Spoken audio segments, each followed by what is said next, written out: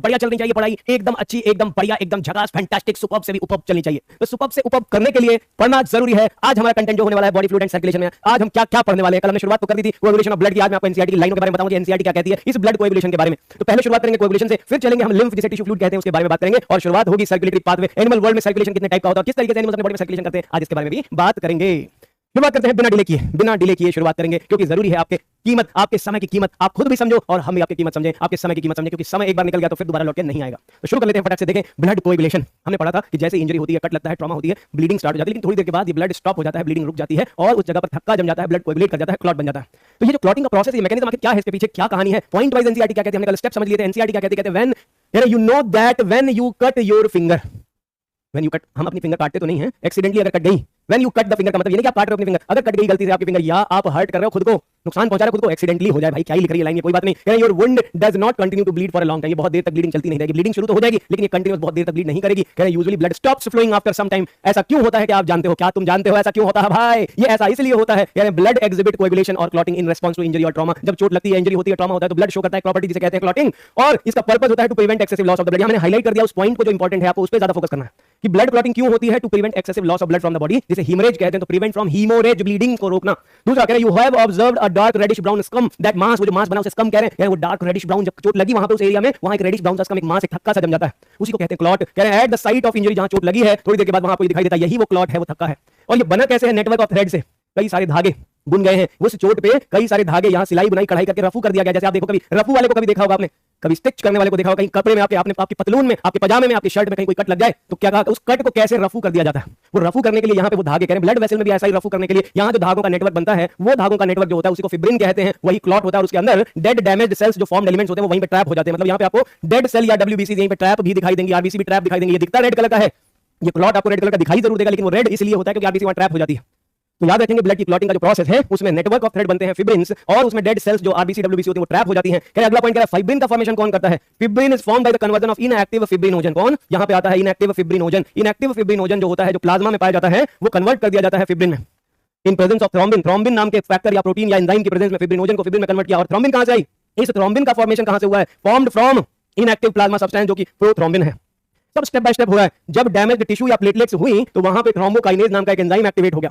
ये थ्रोम्बोकाइनेज पहले प्रोथ्रोम्बिन को थ्रोम्बिन में और फिर थ्रोम्बिन फिब्रिनोजन को फिब्रिन में कन्वर्ट करता है, जिसे क्लॉट कहते हैं। ये सारी की सारी रिएक्शन जो हो रही है, ये सारी की सारी रिएक्शन हो रही है, इसी में क्लॉटिंग का फॉर्मेशन हो रहा है। कई सारे फैक्टर्स रिक्वायर्ड हैं इन सब के लिए, सारी बातें हमने डिस्कस कर ली। एक भी चीज नहीं छोड़ी है भाई साहब एनसीईआरटी से, हर लाइन एनसीईआरटी की आपके जब हम डिस्कस करते हैं ना, हम जब भी उस टॉपिक को एक्सप्लेन करते हैं, डिस्कस करते हैं, एनसीईआरटी की हर बात उसमें वहीं पे मिल जाती है। आपको आदत पड़ गई है, आपको आदत पड़ गई है, इसलिए मैं क्या कहता हूं, चलो आपकी आदत खराब ना हो, क्योंकि ये समय नहीं आदतों को बदलने या बिगाड़ने का, तो इसलिए कोई बात नहीं, एनसीईआरटी की लाइनों को भी आप यहां देख लो, सब बातें हमने डिस्कस करी। कैस्केड इवेंट के बारे में पढ़ा, एक के बाद एक एक्टिवेट होता है ये प्रोसेस, जहां पे थ्रोम्बोकाइनेज प्रोथ्रोम्बिन को थ्रोम्बिन में, फिब्रिनोजन को फिब्रिन में फाइनली कन्वर्ट किया जाता है। सीरीज में रिएक्शन हो रही है, कई सारे स्टेप्स में हो रही है। कह रहे हैं इंजरी और trauma stimulate the platelet in blood to release certain factors. वो बताया था मैंने, टोटल 13 फैक्टर्स, जिसमें से छठा फैक्टर अब नहीं है, उसको साइंटिस्ट ने हटा दिया। कहते हैं छठा फैक्टर किसी काम का नहीं रहा, हटा दो उसको, गैप कर दो, फिल इन द ब्लैंक कर दो, खाली जगह भर दो, रिक्त स्थान कर दो उस जगह पे। कह रहे टोटल नंबर वाइज 13 फैक्टर दिए गए हैं, लेकिन सिक्स्थ फैक्टर अब अनडिफाइंड है। उसके अलावा भी कुछ फैक्टर्स होते हैं, लेकिन हम मेनली 13 फैक्टर्स को कंसीडर करते हैं। तो कह रहे वो फैक्टर्स एक्टिवेट करते हैं इस मैकेनिज्म को, जो कोएगुलेशन मैकेनिज्म होता है। कह रहे वो फैक्टर जो रिलीज होते हैं, कुछ फैक्टर ऐसे भी होते हैं जो टिश्यू से भी रिलीज किए जाते हैं, कुछ तो प्लेटलेट से आते हैं, कुछ टिश्यू से आते हैं, और ये सारे फैक्टर फाइनली मिल करके ब्लड क्लॉटिंग करते हैं। और उसमें कैल्शियम आयन एक बहुत इंपॉर्टेंट रोल प्ले करता है ब्लड क्लॉटिंग में। कैल्शियम आयन का अपना ही रोल है ब्लड क्लॉटिंग में। तो याद रखें, ये स्टेप बाय स्टेप जो भी आपने देखा, ये पूरा का पूरा मैकेनिज्म पिछली क्लास में डिस्कस किया था। मैंने बोला था आपको कि ब्लड क्लॉटिंग में टोटल 13 फैक्टर्स भी बताए गए हैं, 13 फैक्टर्स भी बताए गए हैं in on the basis of order of their discovery. यहां पे बेसिस क्या है, on the basis of their sequence of discovery, their sequence of discovery, कैसे उन्हें खोजा गया, उन्हें कैसे खोजा गया, किस सीक्वेंस में खोजा गया है, उस सीक्वेंस के बेसिस पे साइंटिस्ट ने इन फैक्टर्स को डिफाइन किया है। याद रखेंगे, इनका रोल फंक्शन के बेसिस पे 1 2 3 4 नाम नहीं दिया जाता। इन्हें डिस्कवर कैसे किया गया, तो उस बेस पे नाम दिया गया है। इन्हें डिस्कवरी के बेसिस पे नाम दिया गया, जिन्हें रोमन नंबर्स में लिखते हैं। 1 2 फैक्टर, फटाफट से मैं लिख दूं, आपके पास बस नोट्स में रहेगा, आपको टेंशन लेने की जरूरत नहीं, लिखने की जरूरत नहीं। मैं बता दूंगा इसमें सबसे इंपॉर्टेंट कौन सा, भाई याद कर लोगे। 1 2 3 4th factor, 5th factor, 6th factor, 6th factor, 7th factor, 7th factor, 8 factor, 9 factor, 10 factor, 11 factor, 12 factor, 13 factor. ये देखो, ये ऑर्डर ऑफ डिस्कवरी के बेसिस पे टोटल 13 फैक्टर साइंटिस्ट ने बताए हैं। इन फैक्टर्स के नाम है आपकी स्क्रीन पर, ये आ गया सबसे पहला फिब्रिनोजन। कौन सा नोजन, फिब्रिनोजन। तो फिब्रिनोजन होता है फर्स्ट फैक्टर। उसके बाद बताया गया प्रोथ्रोम्बिन, फिब्रिनोजन, प्रोथ्रोम्बिन, प्रोथ्रोम्बिन। फिर बताया थ्रोम्बोप्लास्टिन, थ्रोम्बोप्लास्टिन इसका नाम है तीसरा फैक्टर, थ्रोम्बोप्लास्टिन है ये। फिर आएगा कैल्शियम आयंस, कैल्शियम आयन जैसे मैंने बताया प्लेज इंपॉर्टेंट रोल कह रहा है। ये चौथा डिस्कवर्ड था, फोर्थ डिस्कवरी थी इसकी, फोर्थ ऑर्डर में डिस्कवरी थी कैल्शियम आयन की। फिर आता है प्रोएक्सिलेरिन, प्रोएक्सिलरिन, फिर आया अनडिफाइंड, यहां लगा देते हैं शून्य, क्रॉस कर देते हैं, अब यहां पे कोई फैक्टर नहीं है, ऐसे क्रॉस लगाऊंगा तो फिर कंफ्यूजन होगी, कहोगे सर ये तो 10th फैक्टर आ गया, लिख दो अनडिफाइंड, क्या है undefined factor.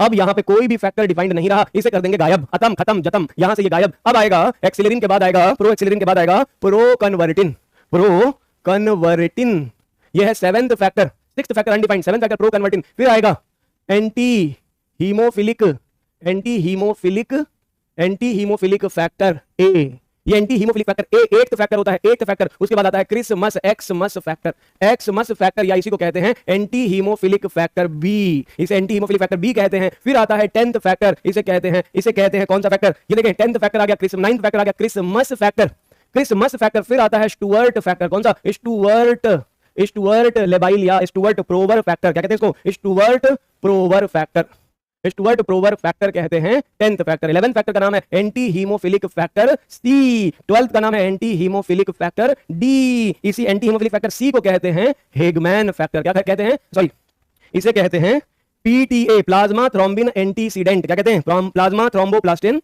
Plasma thromboplastin, thromboplastin antecedent, antecedent. और ये आ गया हेगमैन फैक्टर, कौन सा फैक्टर हेगमैन फैक्टर। और लास्ट में आ गया फिब्रिन स्टेबलाइजिंग फैक्टर, कौन सा फिब्रिन को स्टेबलाइज करने वाला स्टेबलाइजिंग फैक्टर। तो अभी आपने पढ़ा पिछले पेज पे कि आपका जो प्लाज्मा होती है, ब्लड में जो प्लाज्मा होती है, उसमें जो प्लेटलेट होती है, ब्लड के अंदर जो प्लेटलेट होती है वो, और डैमेज टिश्यू, ये डैमेज टिश्यू और प्लेटलेट दोनों ही कुछ ऐसे फैक्टर्स रिलीज करते हैं, ये फैक्टर्स रिलीज करते हैं जिसमें से छठा फैक्टर अनडिफाइंड है, लेकिन बाकी के बाकी फैक्टर ये बहुत इंपॉर्टेंट रोल प्ले करते हैं ब्लड क्लॉटिंग में। ये कैस्केड इवेंट में साइंटिस्ट ने जब डिस्कवर किया तो इनमें सबसे पहला फैक्टर ये, दूसरा ये, तीसरा ये, ऐसे डिस्कवरी हुई, उसके बेसिस पे साइंटिस्ट ने इनके नाम और इनको नंबरिंग दे दिया। क्वेश्चन होता है आप कौन सा याद कर लोगे, आपको जो याद करना है पहले 4 फैक्टर याद करने हैं, बस 4 फैक्टर याद कर लो, और ये 9th फैक्टर याद कर लो जिसे क्रिसमस फैक्टर या एंटी हीमोफिलिक फैक्टर बी कहते हैं, बस इतना याद कर लो, इससे ज्यादा याद करने की कोई जरूरत नहीं है, कोई क्वेश्चन नहीं आएगा आपको, बस इसलिए बता दिया आपके पास ये नोट्स के फॉर्म में आपकी कॉपी में लिखा रहेगा, बस नोट्स के फॉर्म में आपकी कॉपी में लिखा रहेगा, पहला फिब्रिनोजन, दूसरा प्रोथ्रोम्बिन, तीसरा थ्रोम्बोप्लास्टिन, चौथा कैल्शियम, पांचवा प्रोएक्सिलरिन, छठा अनडिफाइंड, सातवां प्रोकन्वर्टिन, आठवां एंटी हीमोफिलिक फैक्टर ए, नौवां क्रिसमस फैक्टर, 10वां स्टुअर्ट फैक्टर, 11वां एंटी हीमोफिलिक फैक्टर सी जिसे प्लाज्मा थ्रोम्बोप्लास्टिन एंटीसीडेंट पीटीए भी कहते हैं, और फिर 12 आता है हेगमैन फैक्टर, और लास्ट में आता है फिब्रिन स्टेबलाइजिंग फैक्टर जो फिब्रिन या क्लॉट को स्टेबलाइज कर देता है, रिलैक्स कर देता है, खत्म बस। तो पहले 4 और 9 नंबर आप याद कर लो, 1 2 3 4 और 9 याद कर लो, बस लोड लेने की जरूरत बिल्कुल भी नहीं है, छोड़ दो, इसके अलावा छोड़ दो, लोड नहीं लेना है। अगले टॉपिक पे स्विच करते हैं जिसका नाम है लिम्फ। पहले भी बताया था मैंने, हमारे बॉडी में ब्लड और लिम्फ ये 2 तरह के स्पेशलाइज्ड कनेक्टिव टिश्यू फ्लूइड पाए जाते हैं, लिम्फ भी उसी तरह का कनेक्टिव टिश्यू फ्लूइड होता है, स्पेशलाइज्ड होता है। तो ये स्पेशलाइज्ड फ्लूइड जो लिम्फ होता है, लिम्फ को एनसीईआरटी ने लिखा है कि लिम्फ के ब्रैकेट में नाम लिखते हैं टिश्यू फ्लूइड, क्या लिखते हैं लिम्फ के ब्रैकेट में है टिश्यू फ्लूइड। तो अब क्वेश्चन उठता है कि क्यों लिम्फ टिश्यू फ्लूइड है, मैंने पहले भी थोड़ा आपको डिस्क्राइब करने की कोशिश की हुई है, पहली ही क्लास में बताया था ब्लड और लिम्फ में डिफरेंस। तो पहला पॉइंट तो कहता है कि लिम्फ क्या है, लिम्फ आपके बॉडी का ब्लड के अलावा दूसरा स्पेशलाइज्ड कनेक्टिव टिश्यू है। कौन है ये स्पेशलाइज्ड कनेक्टिव टिश्यू होता है, ये फ्लूइड कनेक्टिव टिश्यू होता है। स्पेशलाइज्ड कनेक्टिव टिश्यू का टाइप है फ्लूइड कनेक्टिव टिश्यू जो फ्लूइड फॉर्म में होता है, लेकिन लिम्फ एक कलरलेस फ्लूइड है। कैसा फ्लूइड है, कलरलेस फ्लूइड होता है। लिम्फ एक कलरलेस फ्लूइड होता है जिसमें आरबीसी या हीमोग्लोबिन बोथ एब्सेंट, ये दोनों ही एब्सेंट होती है। लिम्फ हमारी बॉडी का कैसा फ्लूइड है जिसमें आरबीसी और हीमोग्लोबिन दोनों एब्सेंट है, ये कलरलेस फ्लूइड होता है। लिम्फ हमारी बॉडी का लिम्फेटिक सिस्टम बनाता है। मतलब एक और पॉइंट हम यहां पे डिस्कस करना जरूरी है, एक सिस्टम जिसे कहते हैं लिम्फेटिक सिस्टम, एक सिस्टम जिसे लिम्फेटिक सिस्टम कहते हैं। हमारी बॉडी का एक सिस्टम जिसे लिम्फेटिक सिस्टम कहते हैं। इस लिम्फेटिक सिस्टम में क्या होता है, इट कंसिस्ट्स ऑफ, इसके अंदर पाया जाता है क्या, इस लिम्फेटिक सिस्टम के अंदर पाया जाता है क्या, पाया जाता है इसके अंदर सबसे पहली चीज लिम्फ। इसमें होती है लिम्फ, इसमें होती है लिम्फ वेसल, जैसे ब्लड वेस्कुलर सिस्टम में ब्लड और ब्लड वेसल होती है, वैसे यहाँ पे लिम्फ और लिम्फ वेसल्स होती हैं, लिम्फ वेसल्स होती हैं। यहाँ पे लिम्फ वेसल के साथ साथ लिम्फ नोड होते हैं। क्या होते हैं, लिम्फ नोड्स होते हैं। ये लिम्फेटिक सिस्टम, ये मेन कंपोनेंट्स हैं इस लिम्फेटिक सिस्टम में। ह्यूमन के बॉडी का जो लिम्फेटिक सिस्टम है उसमें अगर आप देखोगे लिम्फ वेसल्स और लिम्फ नोड पूरा बॉडी में डिस्ट्रीब्यूटेड है, जहां ब्लड है वहां लिम्फ है। बस फर्क ये है कि कुछ ऑर्गन्स में जैसे बोन्स में ब्लड सप्लाई जाती है, लिम्फ सप्लाई नहीं पाई जाती। कुछ ऑर्गन्स को छोड़ दे, एक्सेप्शन है, बोन्स में ब्लड है लेकिन लिम्फ नहीं है। ब्रेन में ब्लड जा रहा है लेकिन वहां लिम्फ सप्लाई नहीं होती, ब्रेन में और बोन में एब्सेंट होती है लिम्फ, दोनों बी है। ब्लड, ब्रेन और बोन, इन तीनों में बी है, याद रखें। ब्लड, ब्रेन, बोन, मतलब ब्लड जो होता है वो पूरे ऑर्गन में जाता है, ब्लड बोन में भी जाता है और ब्रेन में भी जाता है। तो ब्लड हर जगह जा रहा है बॉडी के हर पार्ट में, और हर पार्ट में जहां ब्लड जाता है वहां पे लिम्फ भी जाती है। लेकिन लिम्फ कहां नहीं होती है, याद रखेंगे, बोन और ब्रेन में जहां ब्लड जा रहा है वहां लिम्फ एब्सेंट होती है। ब्लड यहां पे होगा लेकिन इस बोन और ब्रेन में लिम्फ एब्सेंट होती है। लिम्फ एब्सेंट, जानकारी के लिए बता दिया। ये भी एक ऐसा सर्कुलेटरी फ्लूइड है हमारी बॉडी का जो हमारे ब्लड के अंदर जैसे सम कंटेंट होते हैं ट्रांसपोर्ट होता है ब्लड के अंदर। ब्लड भी हार्मोन का, न्यूट्रिएंट का, गैसेस का, वेस्ट का ट्रांसपोर्टेशन करता है, वैसे लिम्फ भी हार्मोन, वेस्ट सबका ट्रांसपोर्टेशन करता है, सब कुछ करता है वैसे ही, बस कुछ फर्क है क्या, कह रहे हैं इसमें हीमोग्लोबिन आरबीसी एब्सेंट है। ये सिस्टम बना है लिम्फ वेसल और लिम्फ नोड्स से, लिम्फ वेसल और लिम्फ नोड्स से बना हुआ एक ऐसा सिस्टम जो हमारी बॉडी में डिस्ट्रीब्यूटेड। अगर एक जनरल प्रेजेंस देखें, इसको आप पढ़ोगे क्लास 12 के सिलेबस में, इम्यूनिटी में पढ़ोगे, एक जनरल डिस्ट्रीब्यूशन अगर अपनी बॉडी में देखो लिम्फेटिक सिस्टम का एक जनरल डिस्ट्रीब्यूशन समझो तो हमारी बॉडी में हर पार्ट में ये लिम्फेटिक सिस्टम डिस्ट्रीब्यूटेड है कुछ इस तरीके से। ये नेक तक यहाँ पे डिस्ट्रीब्यूटेड है, ब्रेन में नहीं जा रहा, ये हैंड्स में जा रही है, आर्म पिट्स तक की सप्लाई है। उसके बाद ये लेफ्ट साइड में ये बड़ी सी ट्यूब ये जा रही है, लेफ्ट साइड में ये बड़ी सी ट्यूब जा रही है, ये लिम्फेटिक वेसल की डक्ट है, और हमारे पैरों में जा रही सप्लाई है। कह रहे हैं ये लिम्फ पूरे बॉडी में फैला हुआ है, हर ऑर्गन में, हर पार्ट में ये कनेक्टेड है। देखो ये हमारी इंटेस्टाइन से कनेक्टेड है। अगर मैं कहूं ये आपकी इंटेस्टाइन है तो यहां इंटेस्टाइन से भी लिम्फ वेसल्स कनेक्टेड हैं। बहुत इंपॉर्टेंट क्वेश्चन भी है। तो लिम्फ वेसल यहां इंटेस्टाइन से भी कनेक्टेड है। ये लेफ्ट साइड वाली कहानी हो गई। कह रहे हैं और राइट साइड वाला अगर आप देखोगे, राइट साइड में अगर आप देखोगे तो यहां भी लिम्फ जो होती है वो नेक तक जाती है। राइट साइड में भी आर्म पिट्स में जा रही है, हमारी आर्म्स में, लिम्स में जा रही है। और राइट साइड में लेकिन आप देखो खास चीज आपको यहां देखने को मिलेगी, खास दर्शन करेंगे आप, लिम्फ की सप्लाई जो राइट साइड वाली होती है वो खाली नीचे थोरैक्स में, चेस्ट रीजन में आकर के खत्म हो जाती है। मतलब राइट वाली जो लिम्फ की डक्ट होती है वो छोटी होती है राइट साइड वाली, लेफ्ट साइड वाली लिम्फ बड़ी होती है। वही नीचे हमारे एब्डोमेन में भी जाती है, वही हमारे दोनों लेग्स में भी जाती है। तो ये जो आप देख रहे हो ये सब कुछ, ये सारा कुछ लिम्फ की वेसल्स होती है। ये है लिम्फ वेसल्स, ये लिम्फ वेसल्स दिख रही हैं आपको। यहाँ इंटेस्टाइन से कनेक्टेड लिम्फ वेसल पे बहुत इंपॉर्टेंट क्वेश्चन पूछा जाता है। इन्हें हम लैक्टील्स कहते हैं। ये लिम्फ कैपिलरीज होती हैं फैट के एब्जॉर्प्शन के लिए। लैक्टील्स होती हैं जो फैट का एब्जॉर्प्शन इंटेस्टाइन से करती है। मोस्ट इंपॉर्टेंट क्वेश्चन है। Lacteals are the lymph vessel, absorb करती हैं फैट्स को, absorb fats from intestine. Fats को इंटेस्टाइन से एब्जॉर्ब करने का काम है। और ये जो व्हाइट कलर से आपको दिखाई दे रही है जगह जगह, ये नोड्यूल जैसे स्ट्रक्चर्स होते हैं, ये नोड्यूलर स्ट्रक्चर्स आपको दिखाई दे रहे हैं। इन नोड्यूलर स्ट्रक्चर्स को हम लिम्फ नोड कहते हैं। तो कुछ इस तरीके से बॉडी में डिस्ट्रीब्यूटेड होता है हमारा लिम्फेटिक सिस्टम। इसे डिटेल में आप पढ़ोगे, जब इम्यूनिटी पढ़ोगे वहीं पे डिस्कस करेंगे, अभी इसको यही रहने दो। अब मैं कह रहा हूं कि लिम्फ जो कि specialised connective tissue fluid, connective tissue colourless fluid होता है जिसमें आरबीसी एब्सेंट होती है, इस लिम्फ को हम middle man of the body भी कहते हैं। क्या कहते हैं? It is also known as middle man of the body. Middle man of the body कहते हैं इसको। हमारी बॉडी का मिडिल मैन है, ये मीडिएटर का काम करता है, कनेक्ट करता है टिश्यू के फ्लूइड को, टिश्यू से ब्लड के बीच में कनेक्शन बनाता है। ध्यान से देखें, इसे समझें कि ये जो लिम्फ होता है इस टिश्यू से, हमारा ये है टिश्यू, कह रहे इस टिश्यू से ब्लड के बीच में ये हमारा हृदय है। कह रहे यहां पे ब्लड का कनेक्शन तो है ही है, यहां इस टिश्यू से ब्लड का कनेक्शन तो है ही, ब्लड से तो इसकी रिश्तेदारी है ही, ये ब्लड से इसकी रिश्तेदारी तो है। ये देखो, ये ब्लड से इसकी रिश्तेदारी है। टिश्यू से कंटेंट जो मेनली कनेक्टेड है वो ब्लड से कनेक्टेड है। लेकिन कह रहे हैं इस टिश्यू से लिम्फेटिक सिस्टम भी कनेक्टेड है। लिम्फेटिक सिस्टम क्या करता है? लिम्फेटिक सिस्टम एक ऐसा सिस्टम है जो इस ब्लड, कह रहे इस ब्लड से टिश्यू को कनेक्ट कर रहा है। ये देखो, ये है लिम्फ की वेसल, ये है लिम्फ की वेसल जो लिम्फ कैरी कर रही है। यहां पे भरा हुआ है लिम्फेटिक फ्लूइड, इसके अंदर भरा है लिम्फ, और ये लिम्फ जो होता है इस वेसल, लिम्फ वेसल से ट्रैवल करता है, लिम्फ वेसल से ट्रैवल करता है। ये लिम्फ जो होता है ये इस लिम्फ वेसल से ट्रैवल करता है। और ये देखें यहां, ये जो है ये ब्लड जा रहा है, ये ब्लड है इसमें। तो आप कह रहे हैं ब्लड और टिश्यू के बीच में, टिश्यू और ब्लड के बीच में एक मीडिएटर का काम करता है। क्या करता है? Lymph mediates. आप लिख सकते हो इसे क्यों मिडिल मैन कहते हैं? Lymph mediates between tissue and blood. हमारे बॉडी के अंदर टिश्यू और ब्लड के बीच में एक मीडिएटर की तरह काम करता है, इसीलिए इसको middle man of the body कहा जाता है। क्या कहा जाता है? Middle man of the body कहा जाता है। तो अब होता क्या है, ये जो लिम्फ है आप देखो, कह रहे इस टिश्यू के चारों तरफ जो फ्लूइड होता है, अब आपको समझने में आसानी हो सकती है। यहाँ पे देखें, कह रहे यहाँ टिश्यू के चारों तरफ जो फ्लूइड भरा हुआ है, ये देखो टिश्यू के चारों तरफ जो फ्लूइड भरा हुआ है, इसमें कंटेंट कहां से आता है? इसके अंदर कंटेंट वही आता है जो प्लाज्मा में प्रेजेंट है। देखो ये प्लाज्मा के कंटेंट इस एरिया में, प्लाज्मा के कंटेंट जो है वो इस एरिया में, प्लाज्मा के कंटेंट इस एरिया में आसानी से इस ब्लड से आते हैं। ये ब्लड अपने कंटेंट इस प्लाज्मा से इस टिश्यू फ्लूइड एरिया में, टिश्यू में इसे लीव कर रहा है। देखो ये पूरा टिश्यू के चारों तरफ भरा हुआ एरिया, इसे कहते हैं टिश्यू फ्लूइड। क्या कहते हैं इसको? इसे कहते हैं टिश्यू फ्लूइड। इस टिश्यू फ्लूइड के अंदर जो भी मटेरियल आ रहा है वो इस ब्लड से लीक करके जा रहा है। क्या नहीं जा सकता इस ब्लड कैपिलरी से? इसमें ब्लड सेल्स नहीं जाती, डब्ल्यूबीसी थोड़ा बहुत मूव कर जाती है। केवल डब्ल्यूबीसी जाएगी, आरबीसी नहीं जाएगी। Only few cells can move, यानी सम डब्ल्यूबीसीज कैन मूव। इस ब्लड में से कुछ डब्ल्यूबीसी मूव कर सकती है, आरबीसी नहीं, डब्ल्यूबीसी। लिम्फोसाइट्स मूव कर सकती है, लिम्फोसाइट भी जा सकती है, कुछ डब्ल्यूबीसी मूव कर सकती है। प्लाज्मा के प्रोटीन को छोड़ दे तो स्मॉल कंटेंट्स, वाटर जा सकता है, सॉल्ट जा सकता है, न्यूट्रिएंट जा सकता है, हार्मोन जा सकता है, मतलब एवरीथिंग फ्रॉम द प्लाज्मा। हर चीज जो प्लाज्मा में है except the proteins. And blood में जो है वो आरबीसी और मेजर बड़े साइज की सेल्स जो होती है वो इसमें नहीं आ पाती। लेकिन टिश्यू फ्लूइड का आप देखोगे, the tissue fluid composition is similar to plasma, composition is similar to blood plasma, similar to blood plasma. इसको समझ गए तो आप लिम्फ भी समझ जाओगे। ब्लड प्लाज्मा के कंटेंट सारे मूव करके टिश्यू फ्लूइड में जा सकते हैं। टिश्यू फ्लूइड बनाते ही वही हैं, ब्लड प्लाज्मा के content, except the plasma proteins, except the larger proteins या प्लाज्मा प्रोटीन्स। उन प्रोटीन्स को छोड़ के बाकी मसाला आराम से यहां फिल्टर हो जाता है, इसे छोड़ के बाकी मसाला यहां फिल्टर हो जाता है, यहां आ जाता है। तो ब्लड का ही कंटेंट तो टिश्यू फ्लूइड में आया। अब कहें जब टिश्यू फ्लूइड की अमाउंट बढ़ने लगती है, when the amount of tissue fluid increase, यहां पे when the amount of tissue fluid की जो अमाउंट है, amount of tissue fluid, when the amount of tissue fluid increases,